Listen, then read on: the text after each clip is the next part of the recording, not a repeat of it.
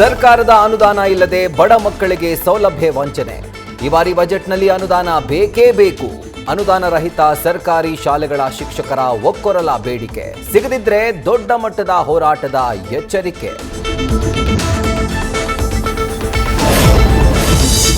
ಗೋವಿಂದಪುರದ ಜನರಿಗೆ ನಿಲ್ಲದ ಓಪನ್ ಚರಂಡಿ ಕಂಟಕ. ಒಂದೇ ವಾರ್ಡ್ 2 ವರ್ಷದಲ್ಲಿ ಚರಂಡಿಗೆ ಬಿದ್ದು 2 ಸಾವು, ಮತ್ತಿಬ್ಬರು ಗಂಭೀರ.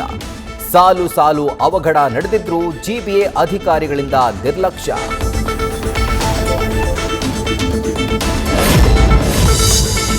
ಕುಡಿದ ನಶೆಯಲ್ಲಿ ಕ್ಯಾಬ್ ಚಾಲಕನ ಮೇಲೆ ಯುವತಿಯಿಂದ ಹಲ್ಲೆ. ಬೆಂಗಳೂರಿನ ದೇವರಚಿಕ್ಕನಹಳ್ಳಿ ಮುಖ್ಯ ರಸ್ತೆಯಲ್ಲಿ ಘಟನೆ.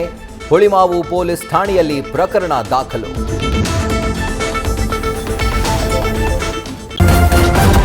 ನ್ಯೂಸ್ ಫಸ್ಟ್, ನಿರ್ಭೀತಿಯಿಂದ ನಿಮ್ಮ ಪರವಾಗಿ.